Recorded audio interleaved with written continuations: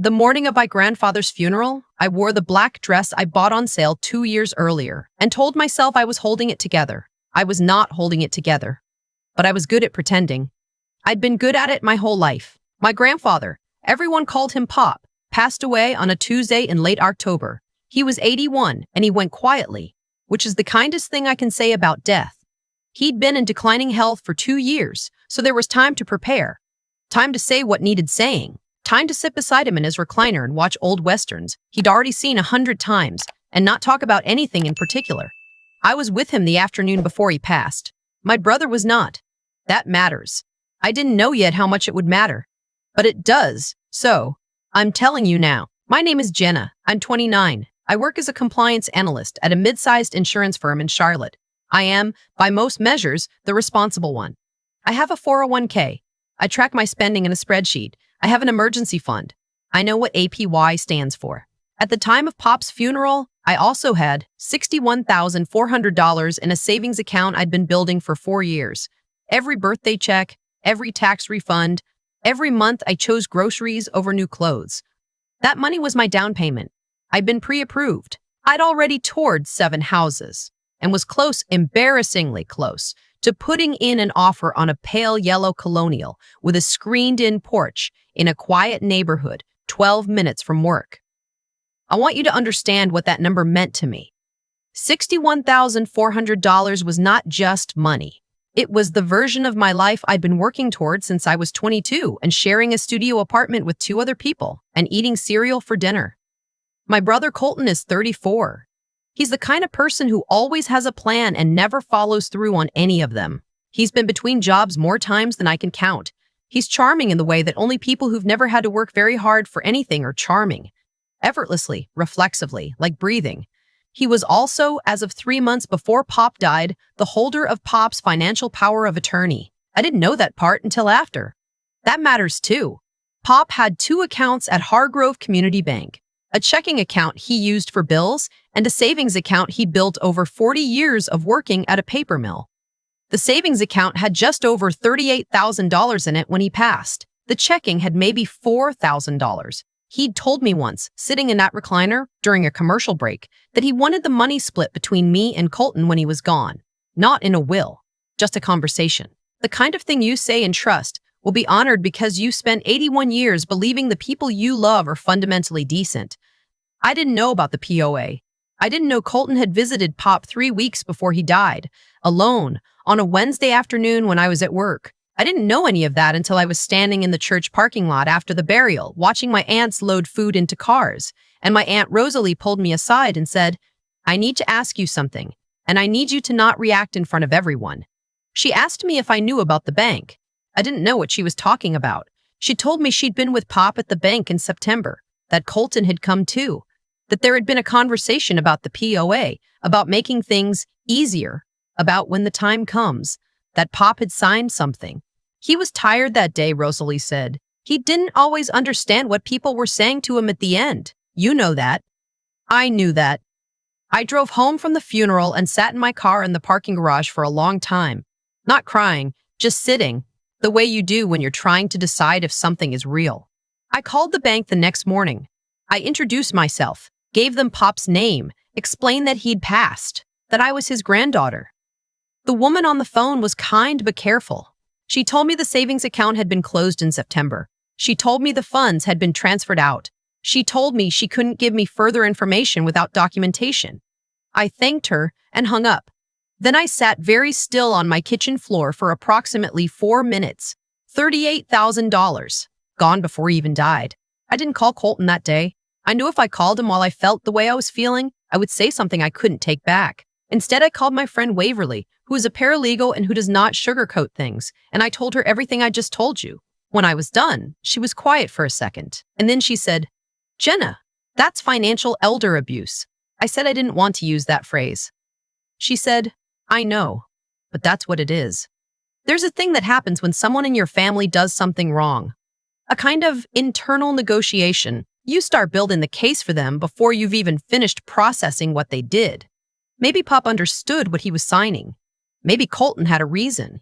Maybe the money went somewhere legitimate. Maybe I'm missing something. I ran every version of this through my head for 3 days. I barely slept. I went to work and stared at my screen and answered emails on autopilot and came home and lay on my couch and stared at the ceiling. On day 3, I called Colton. He answered on the second ring.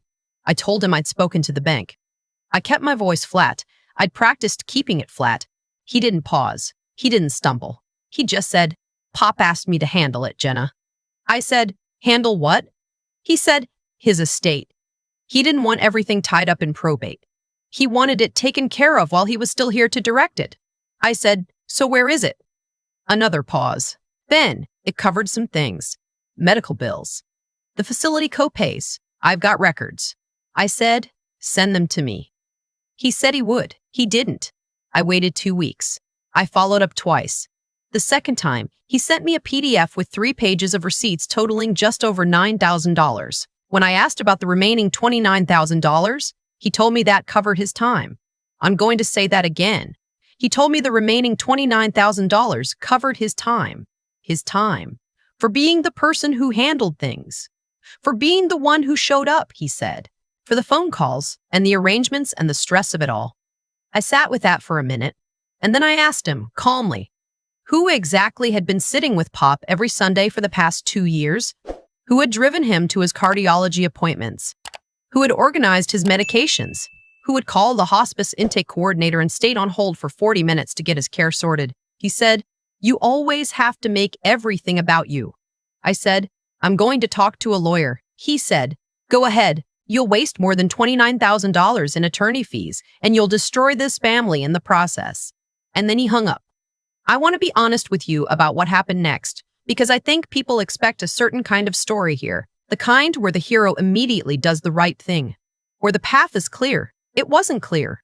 I grew up in a family where you didn't involve outsiders, where what happened in the house stayed in the house, where calling the police on your own brother would have been considered, I don't know how to say this except directly, a moral failure, a betrayal. My mother has been gone for 6 years. My father remarried and lives in Arizona. It was me, Colton, Pop, and a web of aunts and cousins who mostly stayed out of things. There was no obvious authority to appeal to. No family meeting that would fix this. I also want to be honest about this. I was scared of him. Not physically, but Colton has always had the ability to reframe a situation so that I'm the villain. I've watched him do it my whole life. With teachers, with employers, with ex-girlfriends. He is very good at it, and I was terrified of being the person who broke the family apart, even a family that was already, in many ways, broken. So for approximately 3 weeks, I did nothing. I went to work. I came home. I stopped going to open houses. I took the yellow colonial off my saved searches. One night I was sitting in my living room and I picked up my phone to text my friend Waverly, and instead I just started crying. Not quietly. The ugly kind. The kind where you're not sure what exactly you're crying about because it's too many things at once. Pop being gone, and the money, and Colton, and the version of the future I've been building toward, and the general exhausting weight of being the responsible one in a family that depends on you being responsible while simultaneously offering you nothing in return. Waverly called me back 12 minutes later. I don't know how she knew. She just did. She said, "Okay, here's what we're going to do." She connected me with an elder law attorney named, I'll just call him my attorney because that feels right. He was direct in the way I needed someone to be direct. He looked at what I gave him, the bank records I'd obtained through a formal request, Pop's death certificate, Rosalie's account of the September bank visit, and he told me that the POA had almost certainly been used improperly. Your grandfather's cognitive state in the final months matters a great deal here, he said. If he lacked the capacity to understand what he was signing, the transfer could be challenged. He told me we had options. He told me it wouldn't be fast or cheap or comfortable. He told me I should prepare for Colton to involve other family members and make me look like the aggressor. I said, I know. He's done that my whole life. My attorney said, most of the people I see in situations like yours waited too long because they were afraid of exactly that. I filed a report with Adult Protective Services. I filed a complaint with the State Banking Authority. I gave my attorney authorization to proceed. Then I called Rosalie and told her what I'd done. She was quiet for a long time. Then she said, "Good. What happened with Colton was not fast, and I won't walk you through every step because some of it is still unresolved. What I'll tell you is this. The bank records showed that the transfer of Pop's savings, all $38,000, happened in 2 withdrawals over 4 days in late September. At that point, Pop had already been placed in hospice. The hospice intake notes, which my attorney obtained, documented that Pop was frequently disoriented and unable to reliably follow multi-step conversations. The receipts Colton sent me totaled $9,200. I've never received documentation for the rest. The investigation is ongoing. I won't know the outcome for a while. My attorney says the financial recovery, if any, will take time. But here's what I want to tell you about what happened in the meantime. About 6 weeks after I filed everything, I was driving to work and I passed a street I used to take to Pop's house. I hadn't driven that way since the funeral. I don't know why I took it that morning. Force of habit, maybe? Or some part of me that still doesn't fully believe he's gone. I pulled over for a second, just sat there, and what I noticed, what surprised me, was that it didn't feel the way I'd expected to feel. I'd spent weeks braced for the grief to knock me down, for the anger to consume me. I'd been carrying this thing around like it might crush me if I stopped holding it carefully. But sitting there on that street, I felt something closer to clear. I thought about Pop in that recliner, about the Westerns, about the way he used to make coffee too strong and apologize for it every single time, without ever changing how he made it, about how he used to call me on Saturday mornings when I was in college just to check in, and the calls were always short and mostly quiet and somehow still felt like the most solid thing in my week. He deserved better than what happened. He deserved for the people who loved him to protect him. I did what I could. In the end, when it counted, I did what I could. I moved 6 months later, not the yellow colonial. I'd missed that window, and honestly, that was okay. It was a different house. Smaller. Needs some work. But it has good light in the mornings and a backyard I've already started planning out in my head. The day I got the keys, Waverly helped me move a single carload of things. Some boxes, a lamp, my grandmother's quilt. We ordered pizza and sat on the floor of the empty living room because I didn't have furniture yet. She asked me how I felt. I thought about it for a minute. I didn't want to give her the easy answer. I feel like I did the thing I was supposed to do, I said. Even though it was the hardest thing, even though I don't know how it ends yet. She said, that's the only version of this that you could live with. She was right. She usually is. I still talk to some of my cousins. I don't talk to Colton. My Aunt Rosalie texts me sometimes. Nothing heavy, just pictures of her garden. A funny thing that happened at church. It's a small thing. It means a lot. There are people who, when I've told pieces of this story, have said, but he's your brother. Family is family. And I understand that feeling. I do. I grew up believing it too. But I'd come to think that family is something you build through how you show up, not just something you're born into. Pop showed up. Rosalie showed up. Waverly showed up. Those are my people. Colton made his choices. I can't carry his choices for him anymore. If you are the responsible one in your family, the one who handles things, who shows up, who gets called in a crisis, I want to say something to you directly. That person does not owe everything they've built to the people who depend on them. Showing up for the people you love is not the same as allowing yourself to be taken from. Loyalty is not the same as silence. And protecting yourself legally and financially is not an act of betrayal.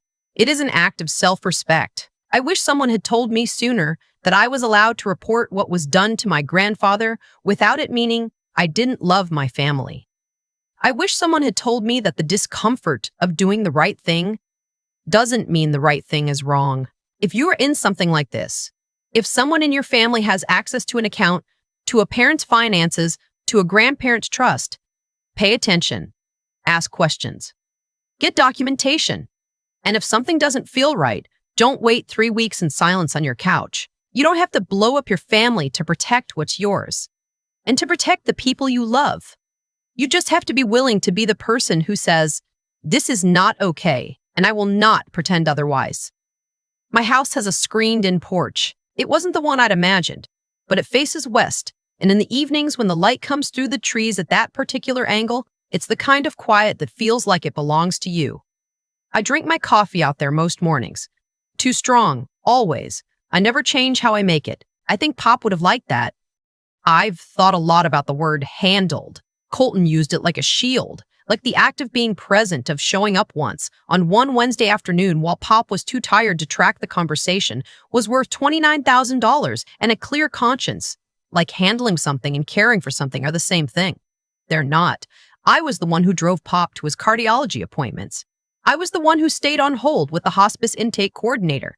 I was the one sitting beside him watching westerns he'd already seen 100 times. None of that came with a fee. I didn't think it was supposed to. But here's what I've come to understand about how choices compound. Not in any mystical sense, just in the plain, observable way that actions tend to create the conditions for what comes next. Colton made a series of small decisions over years: to be unreliable, to show up only when there was something to gain, to charm his way through consequences instead of facing them. Each of those choices made the next one easier. And the last one, sitting across from an 81-year-old man who was frequently disoriented, guiding his hand toward a signature, wasn't an accident. It was the logical conclusion of a long pattern. I made a series of choices too. For most of my adult life, I chose to stay quiet, to keep the peace, to absorb the cost of other people's dysfunction and call it loyalty. That also compounded. The silence got heavier every year. Filing that report was the first time in a long time I made a choice that was oriented toward what was actually true rather than what was comfortable to maintain. And I won't pretend it felt clean or easy. It felt like jumping off something. I didn't know how far down the ground was. What I know now is that integrity isn't a feeling. It's not the warm certainty that you're doing the right thing. Most of the time, it feels like nausea and insomnia and the very real possibility that you'll lose people over it. Integrity is doing it anyway, because the version of yourself that stays silent is someone you'd have to live with for a long time. Waverly said something to me once that I keep coming back to. She said the people who wait too long to do the right thing usually aren't cowards. They're just carrying too much of everyone else's comfort at once. I think that's true. I think the responsible ones, the ones who show up, develop this habit of absorbing weight until they can't tell the difference between strength and resignation. Pop deserves someone who would tell the truth about what happened to him. That was the clearest thing I knew, and once I knew it, I could not know it. I don't have a tidy resolution to offer you. The investigation is still ongoing. There are no guaranteed outcomes. But I have a house with good light in the mornings, and I have Waverly, and I have Rosalie's garden photos, and I have the version of myself that made the call when it counted. That version I can live with. Whatever you're carrying right now, whatever you've been quiet about for too long, I hope you find your way to the thing that lets you live with yourself too.